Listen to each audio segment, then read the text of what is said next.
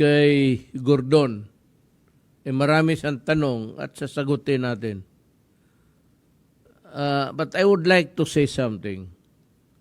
Gordon, are you really investigation in aid of legislation or in aid of your personal political interest? I heard that you want to run for vice president next year, and you are trying to impress the opposition that they would consider you. Totoo ba ito, Secretary Gordon? Alam mo, tatakbo rin ako.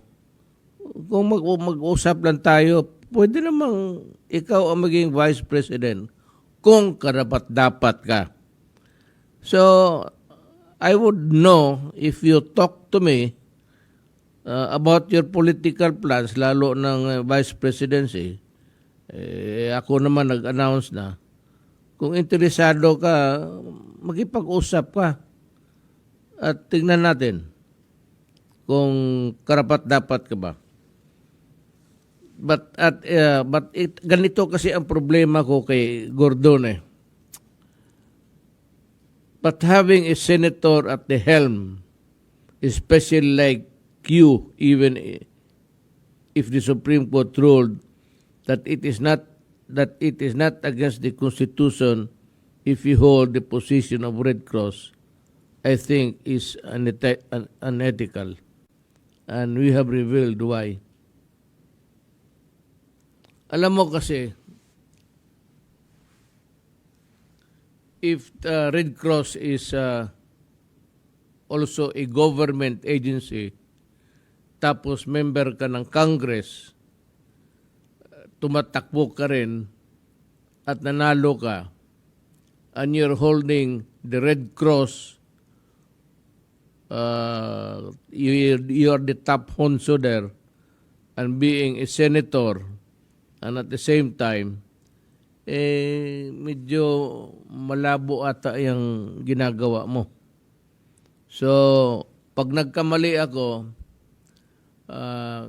Senator Gordon, if I am wrong, which is a possibility also of a wrong interpretation, paki-clear lang nitong of you holding to government agencies, one being a senator and the other being I don't know what is your position in the ikaw yung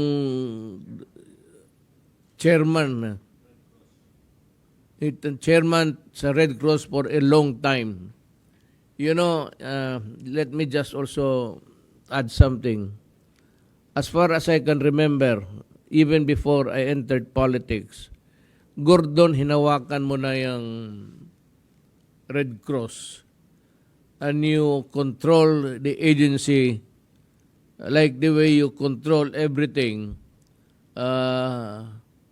You are so bossy, and I think that the true work of the Red Cross is not reflected in your actuations.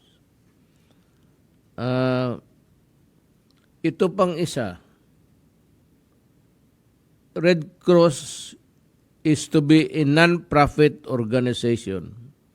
But amid the onset of pandemic, Red Cross, under you, charged testing at astronomical rate for around 4,000 pesos, 4,700 pesos a piece without any discount for senior citizens or persons with disabilities. Is this not a clear violation of the expanded Senior Citizens Act? Pakisagot lang nito. Kasi it is a violation of law to deprive the senior citizens and persons with disabilities of lower prices in consideration of their present situation.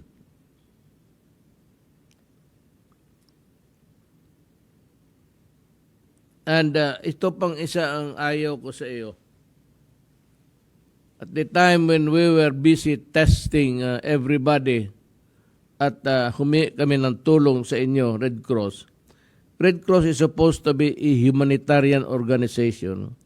But when government was struggling to source funds, you threatened to stop testing.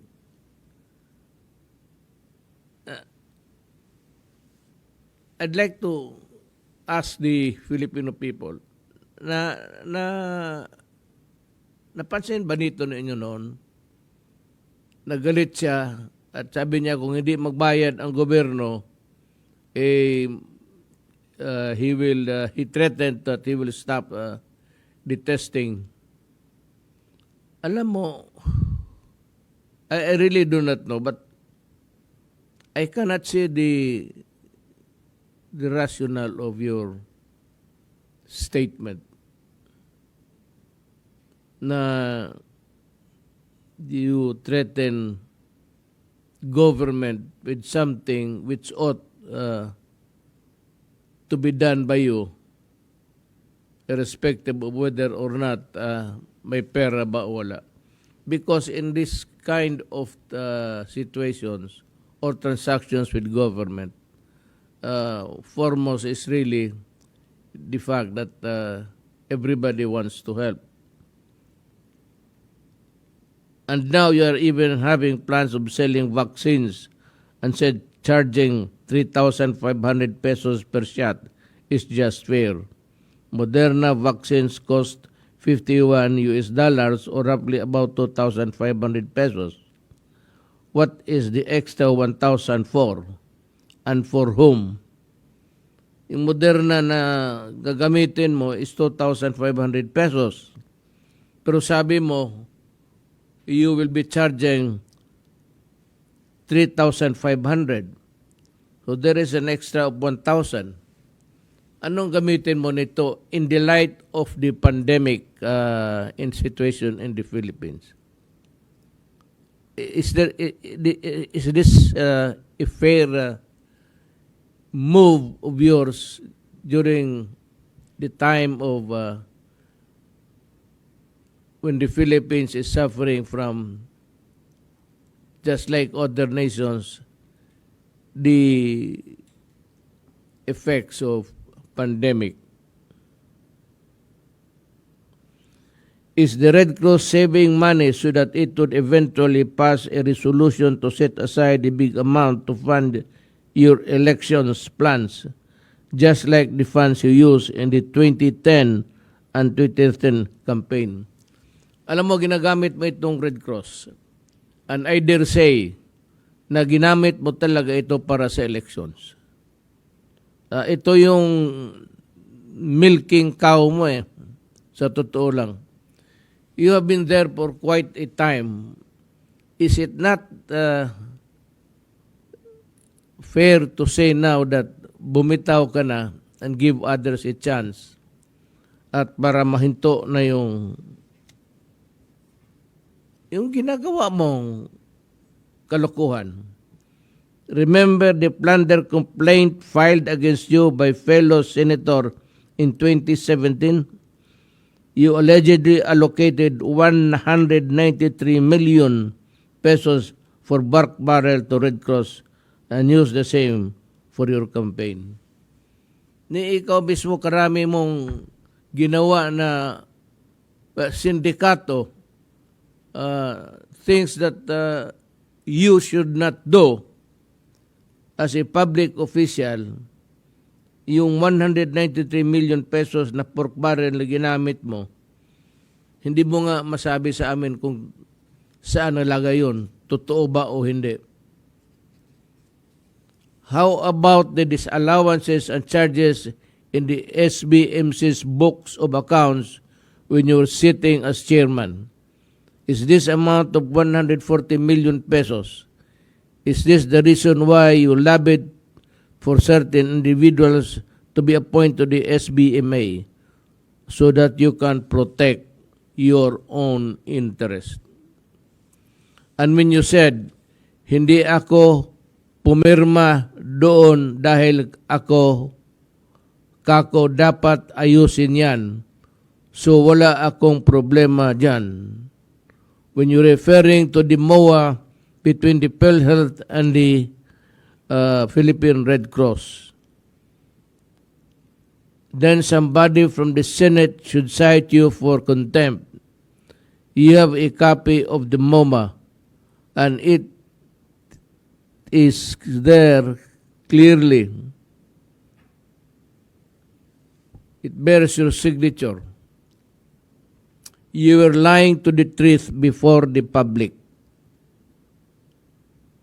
Pakisagot lang nito. Sabi mo hindi ka pumirma. Ngayon pala, it was signed by you. You know, it is good to be posturing as a clean and go around painting other people black. Alam mo, madali yan eh. Gusto mong magmuka kang puti, pinturahan mo lahat yung tao, katabi mo itim, ang talagang ikaw yung maputi sa lahat. Yan ang totoo dyan. Pakisagot lang nito because kailangan ito ng Pilipinas malaman.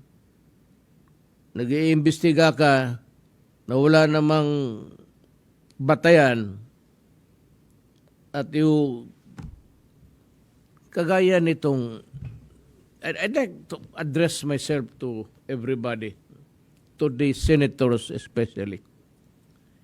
Yung unang sabi ko na complaint that unspent yung money ng DOH na binigay sa kanila. The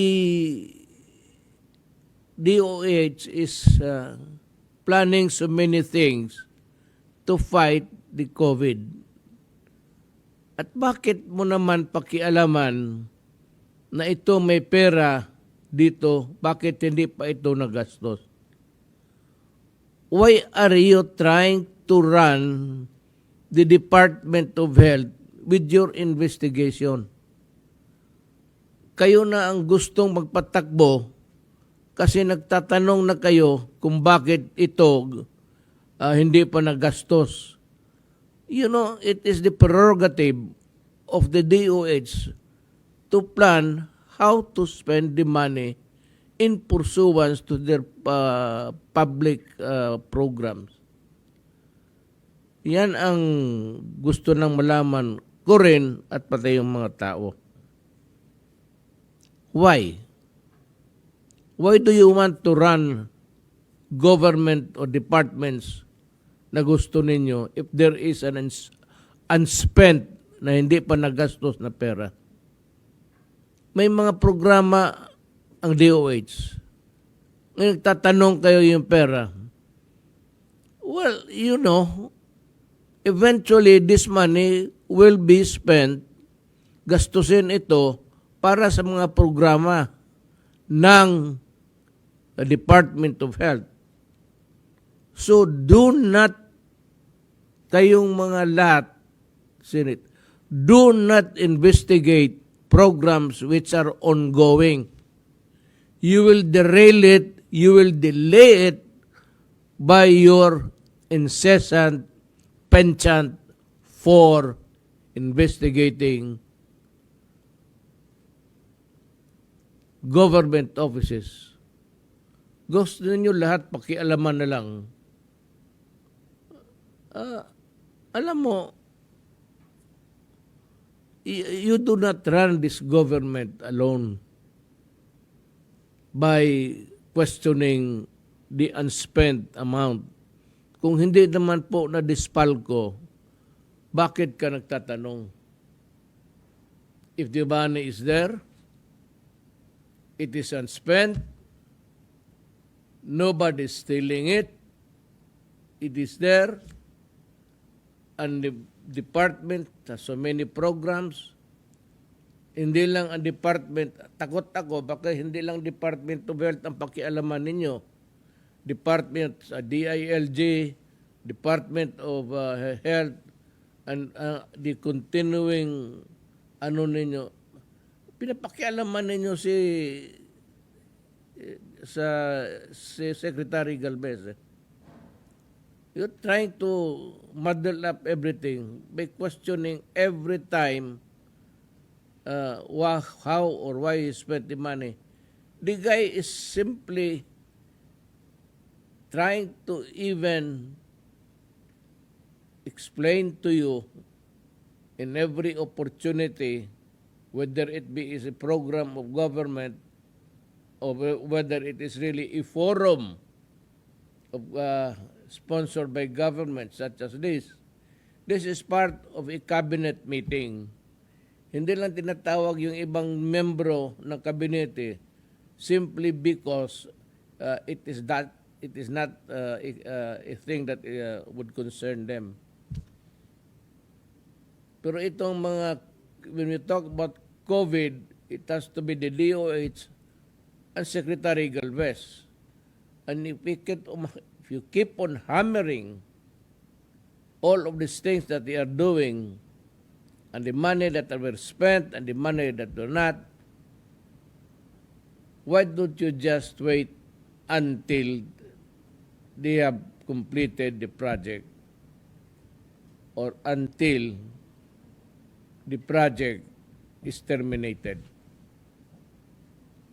Ganon sana ang gawin ninyo. Pakiusap lang por respeto. Well, kayo antiga, kayo yung palaging nag-iimbestiga. I hope that someday we will have also a time to question your actuations. And we will start with you. Hindi naman kayo lahat dyan malinis.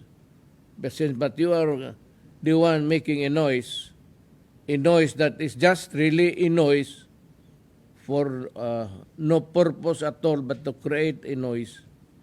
Then kindly answer the questions that we pose today.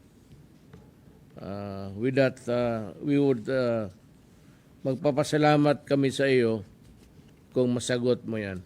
But you know, I repeat,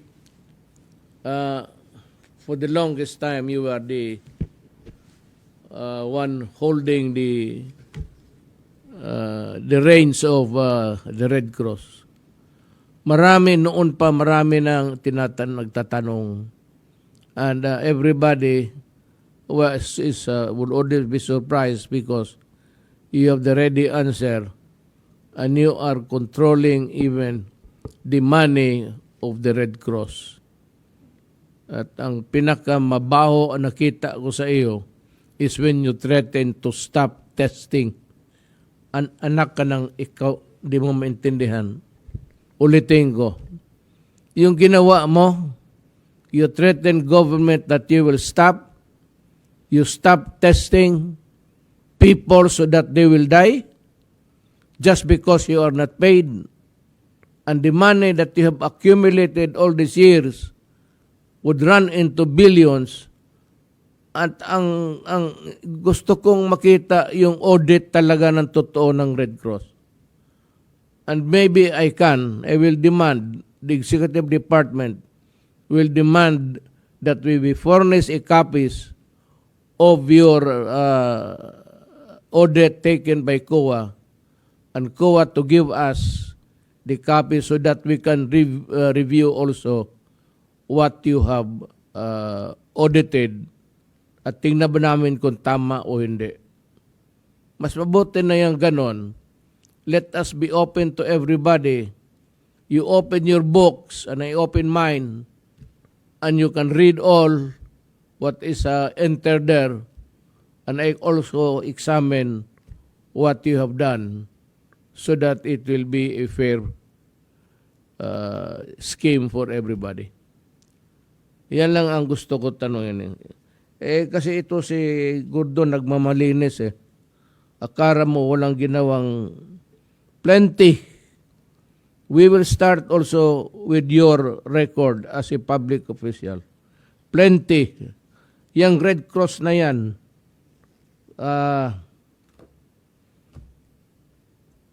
I think that you would not be even be able to explain. Sa totoo lang. If there is an honest to goodness examination of the book of records and the audit of the past years, and we will review if it reflected really the real actuations of you and the others there in the Red Cross, I'm sure that we will find something. And we believe that you are also guilty of, sabihin mo ng malversation, tell us. We would be happy to know kung meron o wala. Salamat, Mr. Gordon.